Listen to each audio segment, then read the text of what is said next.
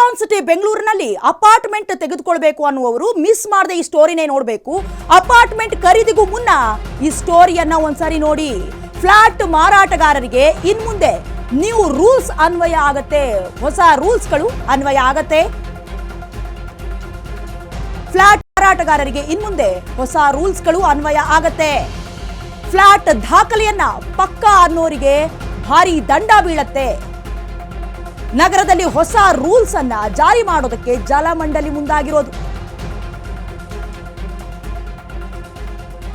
ಹೊಸ ರೂಲ್ಸ್ ಜಾರಿ ಸಂಬಂಧ ಶೀಘ್ರವೇ ಸರ್ಕಾರಕ್ಕೆ ಪ್ರಸ್ತಾವನೆಯನ್ನ ಕೂಡ ಸಲ್ಲಿಸಲಾಗುತ್ತೆ. ಅಂದ್ರೆ ಏನಾದ್ರೂ ಫ್ಲಾಟ್ ತೆಗೆದುಕೊಳ್ಬೇಕು ಅಥವಾ ಫ್ಲಾಟ್ ಅನ್ನ ಮಾರಾಟ ಮಾಡಬೇಕು ಅಂತಿದ್ರೆ ಹೊಸ ರೂಲ್ಸ್ ಗಳನ್ನ ಜಾರಿ ಮಾಡಲಾಗಿದೆ. ಅದನ್ನ ನೀವು ಕಡ್ಡಾಯವಾಗಿ ಪಾಲಿಸಲೇಬೇಕು. ಫ್ಲಾಟ್ ದಾಖಲೆ ಕೆಲವೊಂದು ಡಾಕ್ಯುಮೆಂಟ್ಸ್ ಪಕ್ಕಾ ಅಂತ ಹೇಳ್ತೀರಲ್ಲ, ನಿಮಗೆ ಭಾರಿ ದಂಡ ಬೀಳುತ್ತೆ. ನಗರದಲ್ಲಿ ಹೊಸ ರೂಲ್ಸ್ ಜಾರಿಗೆ ಕೂಡ ಜಲಮಂಡಳಿ ಮುಂದಾಗಿರೋದು. ಹೊಸ ರೂಲ್ಸ್ ಜಾರಿ ಸಂಬಂಧ ಶೀಘ್ರವೇ ಸರ್ಕಾರಕ್ಕೂ ಕೂಡ ಪ್ರಸ್ತಾವನೆ ಹೋಗುತ್ತೆ. ಅಪಾರ್ಟ್ಮೆಂಟ್ ನಿರ್ಮಾಣದ ವೇಳೆ ಕಾವೇರಿ ನೀರಿನ ಸಂಪರ್ಕವನ್ನ ನೋಡ್ಕೊಳ್ಬೇಕಾಗತ್ತೆ. ಖರೀದಿಗಾರರು ಕಾವೇರಿ ನೀರಿನ ಸಂಪರ್ಕ ಪಡೆಯೋದು ಕಡ್ಡಾಯ. ಇನ್ನು ಮುಂದೆ ಹೊಸ ಕಾನೂನು ಜಾರಿಗೆ ಜಲಮಂಡಳಿಯಿಂದ ಗಂಭೀರವಾಗಿ ಚಿಂತನ ಮಂಥನಗಳು ನಡೀತಾ ಇದೆ. ಬಿಲ್ಡರ್ಸ್ ಹಾಗೂ ಲ್ಯಾಂಡ್ ಮಾಲೀಕರಿಗೆ ಹೊಸ ರೂಲ್ಸ್ ಅನ್ವಯ ಆಗತ್ತೆ ಹೀಗಂತ ಜಲಮಂಡಳಿಯ ಅಧ್ಯಕ್ಷ ಡಾಕ್ಟರ್ ರಾಮ್ ಪ್ರಸಾದ್ ಮನೋಹರ್ ಹೇಳಿಕೆಯನ್ನ ನೀಡಿರೋದು.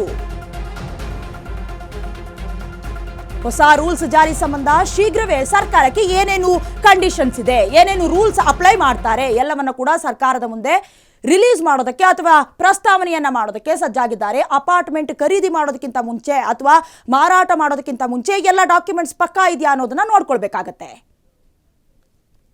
ಅಲ್ಲಿ ಯಾರು ನಾಗರಿಕರು ವಾಸ ಮಾಡ್ತಾರೆ 1250 ಕನೆಕ್ಷನ್ಸ್ ನಮಗೆ ಬರಬೇಕು ಅಂದರೆ ಕಂಪಲ್ಸರಿ ಮಾಡಿಲ್ಲ ಇಲ್ಲಿವರೆಗೆ.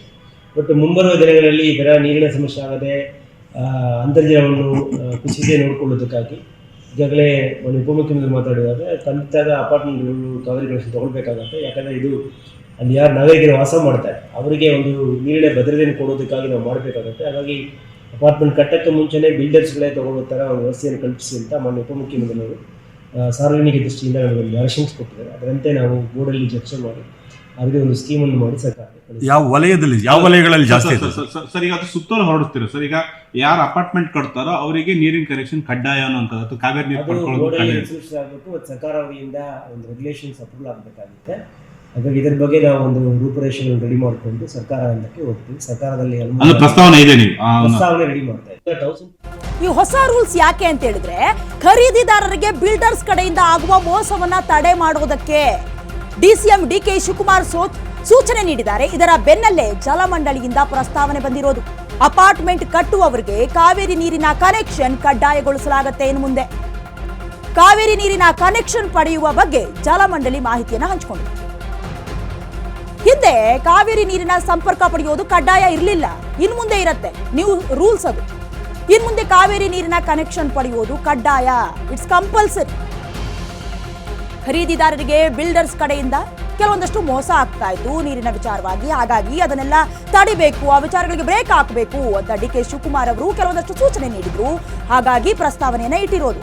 ಅಪಾರ್ಟ್ಮೆಂಟ್ ಕಟ್ಟುವವರಿಗೆ ಕಾವೇರಿ ನೀರಿನ ಕನೆಕ್ಷನ್ ಇನ್ನು ಮುಂದೆ ಕಡ್ಡಾಯ.